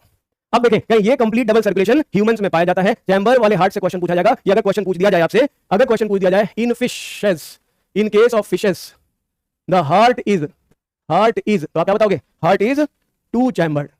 फिश में हार्ट टू चैम्बर्ड होता है और ऐसे हार्ट को also called venous heart. Fish के हार्ट को वीनस हार्ट भी कहते हैं। चाहो तो ये एडिशनल पॉइंट बना के लिख लो। आप कहोगे सर एक्स्ट्रा पढ़ा रहे हैं। नहीं, ये इंपॉर्टेंट पढ़ा रहे हैं। क्या ये बहुत इंपॉर्टेंट है? फिश के हार्ट को वीनस हार्ट क्यों कहते हैं? क्योंकि वीनस हार्ट का मतलब होता है, वीनस हार्ट का मतलब होता है एक ऐसा हार्ट जिसमें दैट रिसीव्स, एक ऐसा heart which receives only deoxygenated blood. आपने अभी पढ़ा कि फिश के हार्ट में केवल और केवल डीऑक्सीजनेटेड ब्लड ही आता है। केवल डीऑक्सीजनेटेड ब्लड इनके हार्ट में आता है। तो फिश के हार्ट में केवल डीऑक्सीजनेटेड ब्लड, ऑक्सीजनेटेड ब्लड नहीं आता, वो सीधा बॉडी में जाता है, गिल से सीधा बॉडी में जाता है। तो इसलिए फिश के हार्ट को वीनस हार्ट भी कहा है। प्लस एडिशनल एक्स्ट्रा पॉइंट, एक और एक्स्ट्रा पॉइंट ऐड करेंगे। कह रहे हैं इन केस ऑफ फिशेज, जिसे पाइसेस कहते हैं, heart is two chambered but heart is associated with two additional chambers. किससे? Two additional chambers. किससे एसोसिएटेड होता है? टू एडिशनल चैम्बर्स से एसोसिएटेड होता है। दो एडिशनल चैम्बर पाए जाते हैं इन केस ऑफ फिश, जिनका नाम होता है एक साइनस वेनोसस। क्या कहते हैं इसको? साइनस वेनोसस एंड दूसरा होता है कोनस आर्टीरियोसस। तो याद रखेंगे ये दो एक्स्ट्रा चैम्बर भी फिश में पाए जाते हैं। मैमल्स में ये नहीं पाए जाते। एम्फीबियन और रेप्टाइल्स में भी पाए जाते हैं, लेकिन एम्फीबियन और रेप्टाइल का हार्ट थ्री चैम्बर्ड होता है। ये लिखना जरूरी है। Amphibians and reptiles have three chambered heart, three chambered heart with two additional chambers. दो एडिशनल चैम्बर पाए जाते हैं। इनमें भी एडिशनल चैम्बर प्रेजेंट होते हैं। लेकिन याद रखेंगे, in birds and mammals, in case of birds and mammals, birds में और मैमल्स में, इन दोनों में, birds and mammals both have, क्या होता है? इन दोनों में only four chambered heart present. तो इनके पास फोर चैम्बर्ड हार्ट होता है विदाउट एडिशनल चैम्बर। ये याद करने वाला पॉइंट है, विदाउट एडिशनल चैम्बर्स। तो आज थियोरेटिकल पार्ट यही खत्म होता है। समझने वाली कहानी, ह्यूमन हार्ट से रिलेटेड कहानी। अगली क्लास में बात होगी दिल दियां गल्ला होंगी। अगली क्लास में दिल की बात दिल से करेंगे, आपके दिल तक जाएगी और आपके दिमाग में जाकर के भेजे में घुस जाएगी, आपके भेजे में जाके घुस जाएगी। हृदय का, ह्यूमन हार्ट का कंप्लीट स्ट्रक्चर पढ़ेंगे, क्योंकि ये तो हमने अभी बैकग्राउंड बनाया है, हमने एक पृष्ठभूमि तैयार की है, एक भूमिका बनाई है। किसके लिए? रिलेट करने के लिए, ताकि हम ये समझ सकें कि एनिमल वर्ल्ड में हार्ट कितने टाइप के होते हैं और ह्यूमन का जो फोर चैम्बर्ड हार्ट होता है उसके बारे में हम अगली क्लास में बात करेंगे। कि आपको पता है कि हमारा हार्ट, हमारा जो हार्ट होता है, ये जो ह्यूमन हार्ट होता है, इसकी डिटेल में चर्चा करेंगे। ह्यूमन हार्ट की चर्चा करेंगे, जो एक बंद मुट्ठी के साइज, क्लोज्ड फिस्ट के साइज का एक हार्ट होता है। ये जो हार्ट ह्यूमन का होता है, ये हमारे शरीर में डायफ्राम के जस्ट ऊपर सारी बातें होंगी। जैसे मैंने कहा, दिल दियां गल्ला होंगी, नाल बैठ के। ये देखें, ये जो लंग्स होते हैं, इन्हीं लंग्स के बीच का जो स्पेस है, इसी स्पेस में होता है हमारा दिल। धड़कता, तड़पता, फड़कता दिल होता है हमारे इन्हीं लंग्स के बीच के स्पेस में। ये जो हार्ट की पोजीशन है, इस पोजीशन में आप देखो कि लेफ्ट लंग्स के लिए यहां पे इसने एक छोटा सा डिप्रेशन बना रखा है। इसी डिप्रेशन में हार्ट अपने आप को थोड़ा सा टिल्ट किया हुआ है, टिल्टेड टू लेफ्ट साइड। तो ह्यूमन हार्ट जो कि फोर चैम्बर्ड होता है, जिसमें एडिशनल चैम्बर नहीं पाए जाते। फोर चैम्बर्ड होता है, जो लोकेटेड होता है बिटवीन लंग्स। फ्रेश शुरू करेंगे। लंग्स के बीच में पाए जाने वाला ये स्ट्रक्चर, हार्ट जो होता है, ये क्या फंक्शन करता है, इसका स्ट्रक्चर कैसे बना होता है, इस स्ट्रक्चर और फंक्शन को समझेंगे नेक्स्ट क्लास में कि ये किस तरीके से बना होता है, इसकी वॉल किन किन चीजों से बनी है, इसकी डिटेल चर्चा करेंगे, विस्तार से चर्चा करेंगे। आज हम यही स्टॉप करते हैं, क्योंकि फ्रेश टॉपिक, फ्रेश डे ही स्टार्ट करना बेटर रहेगा। एक दो सवाल करते चले, जाते एक दो सवाल करेंगे, उसके बाद आपको छुट्टी दे देंगे फटाक से। चलें, फटाफट से सवाल कर लेते हैं। जाएं आप लोग जल्दी से पढ़कर अगली क्लास में तैयार होकर के आएं, पूरा बिल्कुल तैयार होकर के आएं, क्योंकि बातें दिल की होंगी, तो आपको भी दिल से तैयार होकर के आना है। After digestion fat is absorbed from small intestine. क्या कहता है ये क्वेश्चन? अगर हम फैट के अब्जॉर्प्शन की बात करें, जो कि हमारे डाइजेस्टिव सिस्टम में हमारी स्मॉल इंटेस्टाइन से होता है, ये हमारी स्मॉल इंटेस्टाइन यहां से अब्सॉर्ब हो रहा है फैट। यानी यहां पे मिल्की व्हाइट कलर की वेसल, जिसको मैंने बताया था आपको, लिम्फ वेसल होती है, जिन्हें लैक्टील्स कहते हैं, ये फैट का अब्जॉर्प्शन करती हैं। तो लैक्टील्स जो मिल्की व्हाइट इन अपीयरेंस होती हैं, वो हो जाएंगी इस क्वेश्चन का सही जवाब। आंसर होगा first option. Next question, during the coagulation of the blood, अगर ब्लड कोएगुलेशन या क्लॉटिंग की बात करें तो फिब्रिन का फॉर्मेशन इनएक्टिव फाइब्रिनोजन से होता है। कौन सा कोएगुलेशन या क्लॉटिंग की बात करें तो फिब्रिन का फॉर्मेशन इनएक्टिव फाइब्रिनोजन से होता है। कौन सा एंजाइम उसमें हेल्प करता है? जैसे कि आप जानते हो, थ्रोम्बोकाइनेज जब एक्टिवेट होता है, तो ये थ्रोम्बोकाइनेज क्या करता है? प्रोथ्रोम्बिन को कन्वर्ट करता है। ये इनएक्टिव प्रोथ्रोम्बिन है, इसे कन्वर्ट किया जाता है थ्रोम्बिन फॉर्म में एक्टिव थ्रोम्बिन में। और ये थ्रोम्बिन एक एंजाइम की तरह काम करता है, जो फिब्रिनोजन को कन्वर्ट करता है थ्रेड ऑफ फाइबर्स में, जिन्हें कहते हैं फिब्रिन। जो क्लॉट होता है, इसी को एक्चुअल क्लॉट कहते हैं। और इस प्रोसेस में कैल्शियम आयंस इंपॉर्टेंट कैटलिस्ट का काम करते हैं, जो इन एंजाइम्स को एक्टिवेट करने का काम करते हैं। तो यहां पे देखिए, फिब्रिनोजन को फिब्रिन में कौन कन्वर्ट कर रहा है? थ्रोम्बिन करता है। तो आप देखेंगे इस क्वेश्चन का सही जवाब होगा थ्रोम्बिन। आंसर बनेगा first option. Thrombin will be the correct option, जो कि एक ऐसा एंजाइम है जो फिब्रिनोजन को फिब्रिन में कन्वर्ट करेगा। Next question, choose the incorrect match. Mollusca में ओपन सर्कुलेशन होता है, मोस्टली होता है। एम्फीबियंस में इनकम्प्लीट डबल सर्कुलेशन होता है। फिश में सिंगल सर्कुलेशन होता है और इंसेक्ट में क्लोज्ड नहीं होता। इंसेक्ट जो कि आर्थ्रोपोड है, उनमें ओपन सर्कुलेशन होगा। तो आंसर बन जाएगा बच्चा लोग फोर्थ ऑप्शन। अगला सवाल खत्म हो चुका है। अरे भाई, सवाल ही खत्म हो गए? कोई नहीं, दो तीन सवाल आज के हैं, कुछ और सवाल अगली क्लास में करेंगे। एनसीईआरटी की पूरी एक लाइन का पूरा एक लाइन का डाइसेक्शन करके एक्सप्लेन करेंगे। कुछ छोड़ेंगे नहीं, कुछ छोड़ेगा नहीं ये मास्टर आपके लिए। हर बात बताऊंगा जो आपके लिए जरूरी होगी। कुछ एनसीईआरटी में दी होगी, कुछ पीवाईक्यूज में दी होगी। कुछ नहीं छोड़ूंगा आपके लिए पूरी तरह से लग करके, आपके साथ चल करके नीट 2024 को क्रैक करने तक आपके साथ रहूंगा। पढ़ते रहें, मुस्कुराते रहें, खूब दिल लगा के पढ़ें। आज जो बातें बताई हैं बिल्कुल दिल से तैयार कर ले, उसको अच्छे से पढ़ ले, रिवीजन अच्छे से कर ले। आपके लिए होमवर्क भी यही होगा, एनसीईआरटी को बार बार रिवाइज कर ले, लेकिन क्लास नोट्स को पढ़ना ना भूले। क्लास नोट्स जरूर पढ़ें, क्योंकि क्लास की नोट्स में आपको हर वो बात बताई जाती है कि इसमें क्या इंपॉर्टेंट है, किस तरीके से आपको पढ़ना है। इसके बाद जो आपको डीपीपी दी गई है उसे सॉल्व कर ले, ये आपका रेगुलर का काम है, रेगुलर करना है जब जब क्लास आपको मिलती है। और तीसरा पार्ट है आपको मॉड्यूल के एक्सरसाइज करने हैं। पीडब्ल्यू मॉड्यूल्स आपके पास हैं तो आप जरूर उन एक्सरसाइज को करें। मैंने पहले भी कहा है और बार बार कहूंगा, क्योंकि मॉड्यूल के एक्सरसाइज को डिवाइड किया गया, एक्सरसाइज 1 2 3 4 वाला जो पार्ट है उसमें पीवाईक्यूज मिल जाएंगे, 3 वाला जो पार्ट है उसमें मैच द कॉलम वाले टाइप के क्वेश्चन मिल जाएंगे, आपको असर्शन रीजन या स्टेटमेंट बेस्ड क्वेश्चन मिल जाएंगे, 1 और 2 में जनरल ऑब्जेक्टिव क्वेश्चन मिल जाएंगे। तो अगर आपको क्लासिफिकेशन वाइज क्लासिफाई करके क्वेश्चन लगाने, किस चैप्टर किस मॉड्यूल में किस पार्ट से हमको किस तरह की एक्सरसाइज लगानी, वो आपको सारे यही मॉड्यूल्स में मिल जाएंगे। उन मॉड्यूल्स की एक्सरसाइज आप कर लें, अगर नहीं है तो मंगवा लें, आसानी से आपको मिल जाएगी वो। और फाइनली आप डेली टारगेट करें 20 to 25 question from the topic जरूर लगाएं, मिक्स्ड क्वेश्चन आपको मिल जाएंगे, टॉपिक वाइज भी मिल जाएंगे उसमें, कि इस टॉपिक से इस टॉपिक से इस टॉपिक से, हर टॉपिक से जो हम डिस्कस करते हैं क्लासेस में वो सारे क्वेश्चन आपको यहां से मिल जाते हैं। इसलिए आप जरूर उनको पैकेजेस को देखें। फिर भी अगर मैं कहूंगा आपके पास कोई ऑप्शन ना हो तो लास्ट ऑप्शन है कि जो भी मॉड्यूल आपके पास है उसी में से उस चैप्टर के सारे क्वेश्चन प्रैक्टिस करें। एनसीईआरटी बेस्ड सारे क्वेश्चन आप कर सकते हैं बड़ी आसानी से। उसके अलावा दूसरा अगर क्वेश्चन आपको फॉलो करना है तो पीवाईक्यूज करें, और कुछ करने की जरूरत नहीं है। एक्सरसाइजेस जो एनसीईआरटी बेस्ड क्वेश्चन दे प्लस आपको पीवाईक्यूज दे, उसके अलावा आपको कुछ भी एक्स्ट्रा करने की जरूरत नहीं है, क्योंकि ये एग्जाम आपका मांगता है कितना नॉलेज रिटेन आप कर सकते हो, एनसीईआरटी को कितना रिटेन कर सकते हो और कितना क्वेश्चन फास्ट एफिशिएंटली लगा सकते हो। इसके अलावा इस एग्जाम की और कोई डिमांड आपसे नहीं। उसके बाद बाकी सब आप आगे जाकर करोगे। यहाँ इंटेलिजेंस नहीं, आपकी एफिशिएंसी मैटर करती है, और एफिशिएंसी बढ़ाने के लिए जितनी अच्छी प्रैक्टिस होगी, जितना हार्ड वर्क आप अभी करोगे, आपकी एफिशिएंसी उतनी फास्ट होगी, उतना ही फास्ट अटेम्प्ट करने की एबिलिटी होगी क्वेश्चन की। इसी तरीके से मन लगा के जोश से पढ़ते रहे। आज का खेला यही समाप्त करते हैं। Thank you so much, bye bye, love you all.